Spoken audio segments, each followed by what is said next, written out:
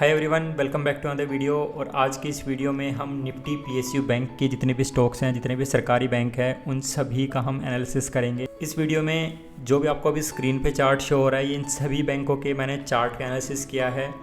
अगर आप स्विंग या पोजिशनल ट्रेड करते हैं तो ये वीडियो आपके लिए है। अगर आप इंट्राडे वगैरह करते हैं तो ये वीडियो बिल्कुल भी आपके काम की नहीं है, तो आप इस वीडियो को यहीं पे बंद कर सकते हैं।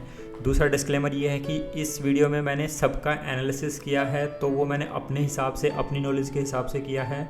मैंने कहीं पे भी, मेरी कोई रिकमेंडेशन नहीं है कि आपको कुछ बाय करना है या सेल करना है। आप अपने हिसाब से देख सकते हैं, क्योंकि एट द एंड पैसा आपका लग रहा है, प्रॉफिट होगा तो आपका होगा, लॉस होगा तो भी आपका ही होगा। सो आप अपने उसमें अपना माइंड भी यूज करना कि क्या चीज़ें बाय करनी है, क्योंकि मैंने ऑलमोस्ट सभी बैंकों का, जितने भी सरकारी बैंक है, सबका एक चार्ट एनालिसिस दे दिया है आपको। मैंने बता दिया है कि क्या क्या इंपॉर्टेंट जोन है, जितना मुझे पता है तो वो मैंने लेवल दिए हैं, टारगेट बताए हैं, नीचे में स्टॉप लॉस वगैरह दिए हैं। बट मैं कहीं पे भी बाई रिकमेंडेशन नहीं दे रहा। और एक दूसरी रिक्वेस्ट ये है कि अगर आप इस वीडियो को देख रहे हैं तो थोड़ा एंड तक देखने की कोशिश करना है। वीडियो थोड़ी लंबी ज़रूर है, क्योंकि इतने सारे स्टॉक्स हैं, ऑलमोस्ट 13 स्टॉक हैं जिनका मैंने एनालिसिस किया है।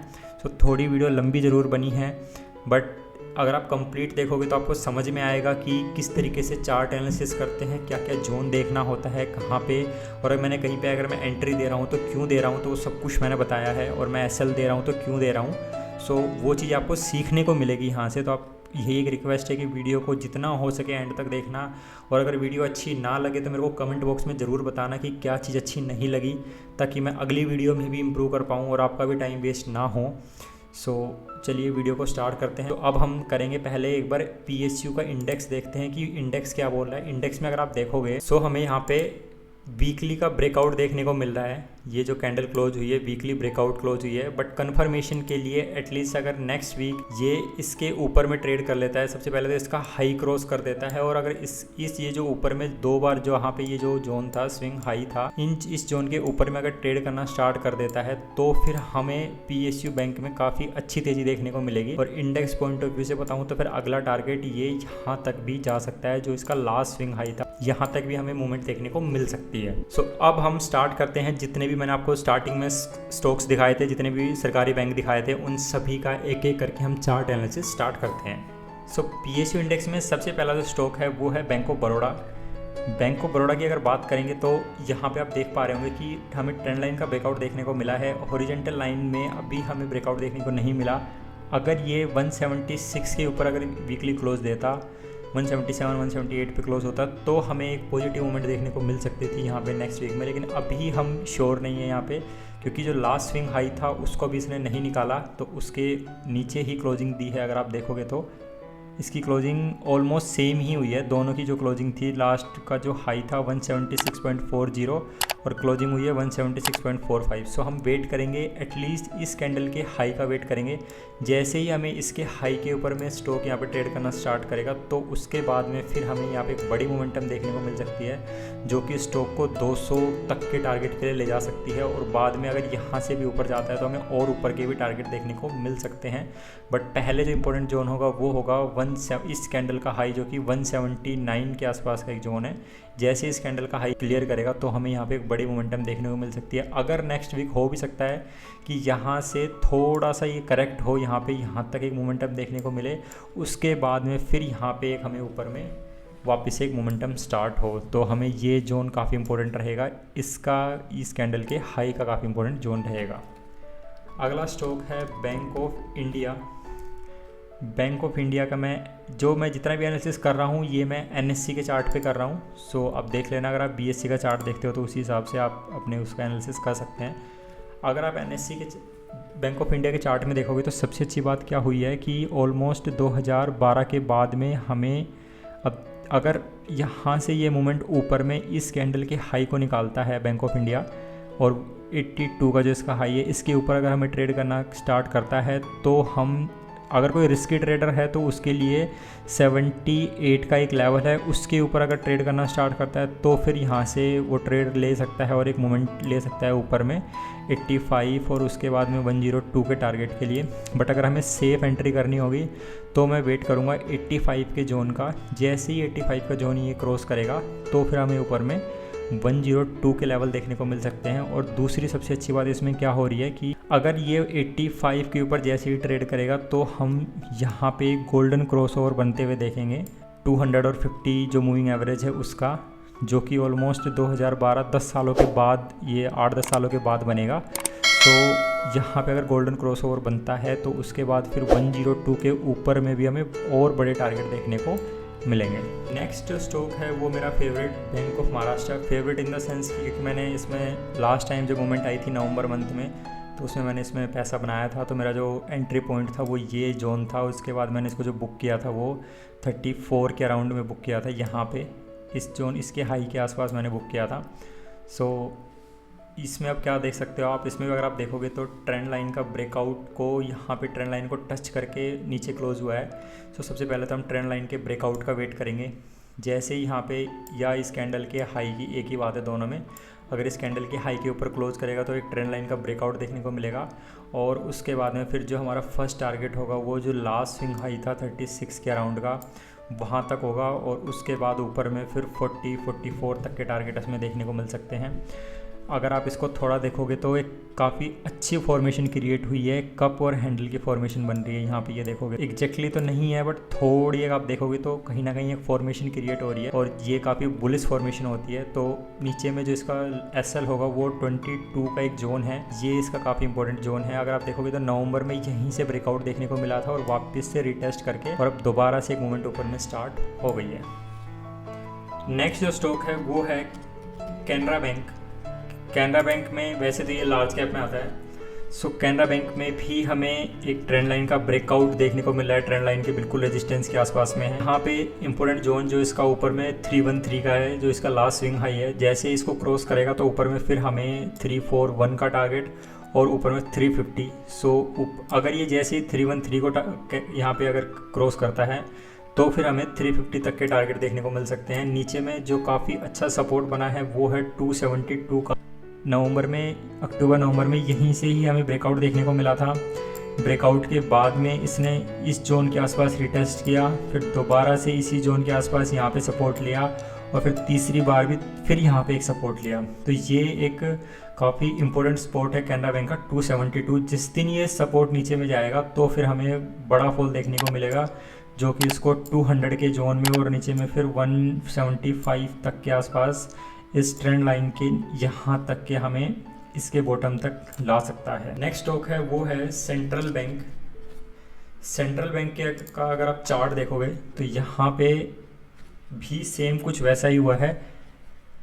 जहाँ पे हमें ब्रेकआउट देखने को मिला नवंबर मंथ में, वापस से उस जोन को रिटेस्ट करके वहीं से रिवर्सल कैंडल बनाई, एक बुलिश कैंडल क्रिएट करके और अब अपने इम्पोर्टेंट रेजिस्टेंस के आसपास में है। जैसे ये 28 को क्रॉस करके यहाँ के ऊपर सस्टेन करेगा और हो सकता है कि अगर ये 28 और ऑलमोस्ट 30 के लेवल को जिस दिन क्रॉस करेगा तो वापस से इसमें भी हमें एक यहाँ से गोल्डन क्रॉसओवर फॉर्मेशन टाइप बनती हुई देखने को मिल सकती है। वो हम नेक्स्ट वीक या उससे नेक्स्ट वीक में हमें पता चलेगा। बट यहाँ पे इसका जो इम्पोर्टेंट जोन है वो रिस्की जो ट्रेडर है उनके लिए 28 का होगा। अदरवाइज आप इसके ऊपर में क्लोज करने का, या तो अगर किसी को एंट्री करनी होगी तो ये 27.90 इस कैंडल के हाई के ऊपर में, अदरवाइज किसी को सेफ एंट्री अगर करनी होगी तो 28.10 इस लाइन के ऊपर अगर यहाँ पे कोई कैंडल फॉर्मेशन होती है और ऊपर में क्लोज करता है तो फिर जो हमारा अगला टारगेट होगा वो 38 का टारगेट होगा। और नीचे में अगर मैं एसएल की बात करूँ तो जो एसएल रहेगा वो 23 के आसपास का। ये एक काफ़ी इंपॉर्टेंट जोन है,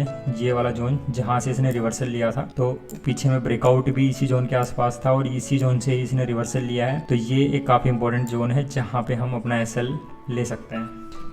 इंडियन बैंक, फॉर डिस्क्लेमर, ये मेरे पोर्टफोलियो में है, मैंने पीछे ये बाय कर रखा था। अगर आप इसको डेली चार्ट पे देखोगे तो डेली चार्ट पे आपको यहाँ पे ट्रिपल टॉप बनता हुआ दिखाई दे रहा है। यहाँ पे बना है, यहाँ पे बना है और फिर यहाँ पे बना है। अगर ये ऊपर में यहाँ पे क्लोज देता है तो हमें थोड़ा अच्छा मूवमेंट नेक्स्ट वीक देखने को मिलता। बट थोड़ा सा नेगेटिव पॉइंट ये है कि इसने ट्रिपल टॉप फॉर्मेशन टाइप बना के और नीचे में क्लोज दिया है।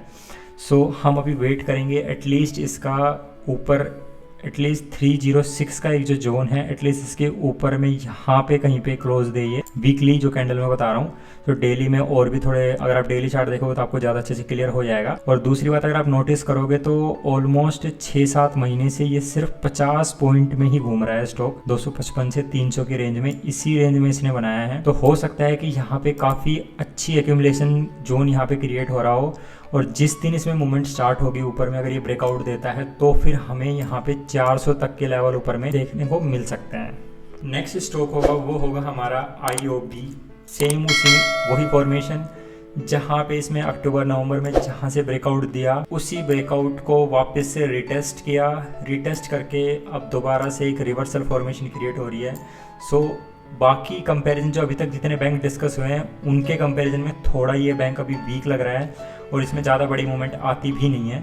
सो ये इसमें आप रिस्क रिवॉर्ड अपने हिसाब से देख लेना। तो यहाँ पे मैं सबसे पहले वेट करूँगा इसमें 20 इस कैंडल का जो हाई है मैं एटलीस्ट इसका वेट करूँगा। जो रिस्की ट्रेडर है उनके लिए बता रहा हूँ मैं, तो मैं एटलीस्ट इस चैनल के हाई का वेट करूँगा। अदरवाइज़ बिल्कुल सेफ एंट्री अगर मुझे करनी होगी तो मैं ये जो एक जोन है इसका 20 इस जो ये लास्ट स्विंग हाई था यहाँ का 28-29 के आसपास, इस जोन के आसपास जब इसके ऊपर ट्रेड करना स्टार्ट करेगा तो फिर यहाँ पे एक सेफ एंट्री बनेगी जो कि इसको अगला जो टारगेट होगा वो 36 का जोन होगा। तो यहाँ तक एक मूवमेंट हमें देखने को इसमें मिल सकती है। वही अगर मैं SL की बात करूँगा उस टाइम अगर मैं इसके ऊपर में करता हूँ तो मेरा जो पहला SL होगा वो 28 का ही एक जोन होगा, यही 28 के आसपास मेरा SL होगा। और दूसरा जो नीचे में मेरा SL होगा अगर मैं इस लेवल के आसपास एंट्री करता हूं तो फिर मेरा SL जो होगा वो 22.35, जो ये जो जोन है इस जोन के आसपास ये जोन है, इन दोनों कैंडल का जो लो है इस जोन के आसपास मैं कहीं पे भी SL ले सकता हूं। नेक्स्ट स्टॉक जो है वो है जम्मू कश्मीर बैंक। अगर आप लास्ट ईयर अगर आप TV वगैरह को फॉलो करते हैं, न्यूज़ वगैरह देखते हैं कभी, तो आपने देखा होगा कि 2021 में ये सबका फेवरेट स्टॉक हुआ करता था। ऑलमोस्ट सभी न्यूज़ चैनल पे इसका डिस्कस होता था। सो इसमें अगर मैं बात करूँ तो यहाँ पे आप देखोगे जो मैंने पहले से ये चैनल ड्रॉ कर रखी थी बहुत पहले की, पता नहीं मैंने कब ड्रॉ की थी, बट इसमें भी आप देखोगे तो बिल्कुल इसने प्रॉपर चैनल को फॉलो किया है। और इस चैनल के बॉटम से ही इसे हमें यहाँ पे रिवर्सल देखने को मिला और ऊपर में इसी चैनल के टॉप तक ही ये गया था। तो ये चैनल ड्रॉ की थी, तो ये शायद मैंने ऑलमोस्ट जैन के आसपास मैंने ये की थी। तो वहाँ से हमें बॉटम मैंने बनाया था कि यहाँ तक आ सकता है और वहीं तक ही आया, थोड़ा सा एक छोटा सा ब्रेकआउट देखने को मिला था यहाँ पे। सो अब इसमें क्या हो सकता है कि सबसे पहली बात तो जो इसका इम्पोर्टेंट जोन है वो इस वीक का जो हाई होगा, इस वीक का जो हाई बना है इसके ऊपर का ये जोन है, ये काफ़ी इम्पोर्टेंट जोन है। जैसे ही, क्योंकि अब देखोगे तो जो लास्ट स्विंग हाई था अभी वहीं से ही हमें ये रिवर्स कैंडल देखने को मिली है। सो हो सकता है कि थोड़ा मोमेंट हमें वापस से यहाँ तक देखने को मिले जो इसका पुराना जो नीचे में बॉटम था, और उसके बाद फिर हमें ऊपर में एक ब्रेकआउट देखने को मिले। तो ये काफ़ी इंपॉर्टेंट जोन देखना होगा नेक्स्ट वीक क्या होता है। और अगर ये 53 के ऊपर में ट्रेड करना स्टार्ट कर देता है, इस हाई को निकाल देता है, तो फिर जो हमारा ऊपर में टारगेट होगा वो लास्ट स्विंग हाई 62-65 का जोन हमें ऊपर में देखने को मिल सकता है। नेक्स्ट स्टॉक जो है वो है PNB बैंक। PNB बैंक में अगर आप यहाँ पे चार्ट को अगर देखते हो तो ऑलमोस्ट जितने भी मैंने अभी तक बताए PSU बैंक के जितने भी चार्ट थे आपने सब में नोटिस किया होगा कि अपने जहाँ पे उन्होंने पीछे 5-6 महीने पहले जहाँ पे बहुत बड़ा ब्रेकआउट देखने को मिला था, हमें 1 साल 2 साल 3 साल का ब्रेकआउट देखने को मिला था, उसी जोन को वापस से रिटेस्ट करके सारे बैंक मूवमेंट कर रहे हैं। ऐसा ही कुछ PNB में हुआ। ये इसका ब्रेकआउट जोन था नवंबर मंथ में, यहाँ से ब्रेकआउट देके एक ऊपर में मूवमेंट मिली, उसके बाद में वापस से रिटेस्ट किया है और अब यहीं से ही रिवर्सल हुआ है। अब यहाँ पे जो टारगेट रहेगा हमारा, जो सेफ एंट्री बनेगी वो बनेगी इस जोन के ऊपर में, क्योंकि अभी आप देखोगे तो ये 200 DMA के नीचे चल रहा है। तो यहाँ पे हमें जो सेफ एंट्री हमारी रहेगी वो इस जोन के ऊपर में होगी, इस कैंडल के हाई के ऊपर में यहाँ पे एंट्री बनेगी। जो थोड़ा रिस्की ट्रेडर होगा वो इस कैंडल के हाई के ऊपर में भी एंट्री ले सकता है with the stop loss of जो इसका जो लो था, इन दोनों कैंडल का लो जो यहाँ गया 46 से 43 का एक जोन है, इस एरिया के एचएल के आसपास से इस कैंडल के हाई के ऊपर एंट्री ले सकता है। बट अगर सेफ एंट्री करनी होगी तो मैं यहाँ का वेट करूँगा और उसके बाद ऊपर में मेरे 2 टारगेट रहेंगे। 59 के बाद में दूसरा टारगेट मेरा होगा 67 का। नेक्स्ट स्टॉक जो है वो है पंजाब एंड सिंध बैंक। इसमें लास्ट वीक में आपने देखा होगा काफ़ी बड़ी मूवमेंट देखने को मिली थी, लास्ट वीक में ही काफ़ी बड़ी मूवमेंट आई है इसमें। अब इसमें भी अगर आप देखोगे तो चार्ट पे काफ़ी अच्छा चार्ट दिख रहा है। ब्रेकआउट के बाद वापस से रीटेस्ट के बाद अगेन एक मोमेंटम स्टार्ट हुई है। पिछले जो स्विंग हाई था उसका भी ब्रेकआउट दे दिया है। सो इसमें ये मेरे पर्सनल पोर्टफोलियो में मैंने इसमें ट्रेड लगा रखा है। तो जो मैंने इसका जोन लगा रखा है वो 29 इस जोन के आसपास लगा रखा है। ये जोन आप देख सकते हो 29.3 के आसपास का।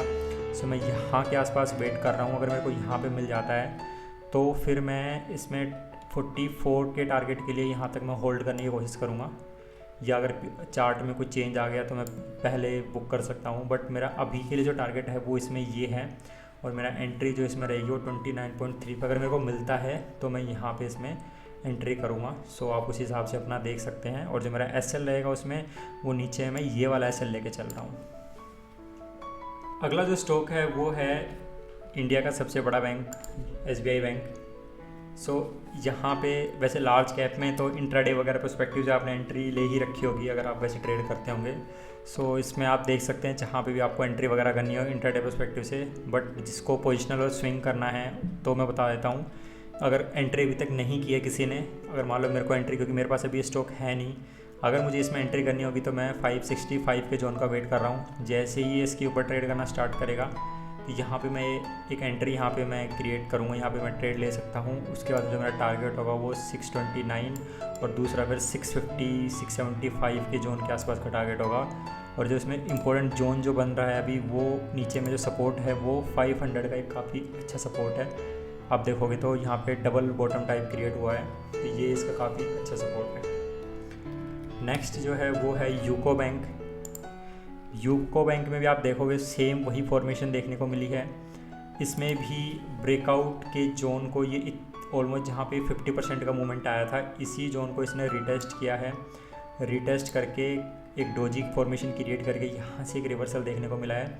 सो इसमें सेफ जो एंट्री होगी वो अब इस कैंडल के हाई के, इस वीक का जो कैंडल बना है इस कैंडल के हाई के ऊपर में हमारी सेफ एंट्री बनेगी।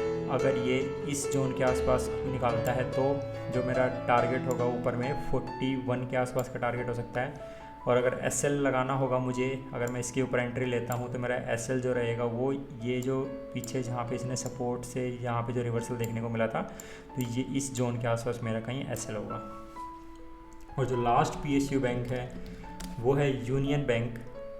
सो यूनियन बैंक का अगर आप चार्ट देखते हैं, सो यूनियन बैंक में क्या हुआ है कि अगर ये इस गैप को फिल कर देता तो और अच्छा होता, बट ये छोटा सा एक रिस्क है कि ये गैप इसने फिल नहीं किया है, इस जोन का जो गैप था। बट देखते हैं शायद ये गैप अभी फिल ना भी हो, क्योंकि यहाँ पे हमें एक तो गोल्डन क्रॉस ओवर देखने को मिल रहा है जो कि काफ़ी बुलिश सिग्नल होता है किसी भी स्टॉक के लिए। सो अब जो मैं इसमें एंट्री का अगर मैं वेट करूँगा तो ये जो 75 है जो लास्ट स्विंग हाई है मैं इसका वेट कर रहा हूँ इसमें। अगर ये होता है तो फिर मैं इसके ऊपर में यहाँ पे एंट्री क्रिएट करूँगा, और जो कि मेरा टारगेट रहेगा वो रहेगा 104 का टारगेट होगा। जो थोड़ा रिस्क ले सकते हैं उनके लिए जो एसएल रहेगा वो रहेगा ये वाला एसएल, जो ये गैप है इस गैप को और जो पीछे जहाँ पे ब्रेकआउट देखने को मिला था। सो ये एक एसएल हो सकता है जिनके पास जो थोड़ा ज़्यादा रिस्क ले सकते हैं, लॉस को थोड़ा ज़्यादा बियर कर सकते हैं।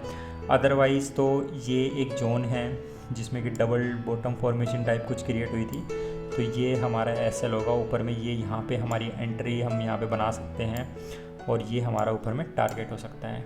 सो ये जितने भी मैंने एनालिसिस किए हैं ये पीएसयू बैंक थे। अगर आपको इनमें ट्रेड करना है तो फर्स्ट ऑफ ऑल तो जैसे मैंने चैनल के डिस्क्रिप्शन में लिख रखा है कि मैं सेबी रजिस्टर्ड नहीं हूँ, ये सिर्फ मैं अपने पॉइंट ऑफ व्यू से बता रहा हूँ। सो अगर आपको एंट्री करनी है तो आप अपने हिसाब से एंट्री करना, अपने लेवल देख के बंद करना, क्योंकि एट दी एंड पैसा आपका ही लग रहा है, मेरा उसमें कोई पैसा नहीं लग रहा। अगर मेरा पैसा लग रहा है तो मैं अपने हिसाब से, हो सकता है मैंने आपको 104 का टारगेट दिया है, अगर मेरे को लगे कि चार्ट पे रिवर्सल कहीं आ रहा है तो मैं 83 के लेवल पे भी निकल सकता हूँ। सो उस हिसाब से आपको एंट्री करनी हो तो अपने हिसाब को देख के एंट्री करना कि आप कितना लॉस बियर कर सकते हैं और आपको कितना प्रॉफिट चाहिए। सो ये वीडियो जो थी वो मैंने पीएसयू इंडेक्स में जितने भी बैंकिंग स्टॉक्स आते हैं, जितने भी पीएसयू स्टॉक्स हैं, उन सब के चार्ट का एनालिसिस किया है। सो मेरी कोई इसमें रिकमेंडेशन नहीं है कि आपको कहाँ बाय करना है, कहाँ सेल करना है, वो टोटली आप पे डिपेंड करता है। तो चलिए मिलते हैं फिर किसी और वीडियो में, तब तक जय हिंद।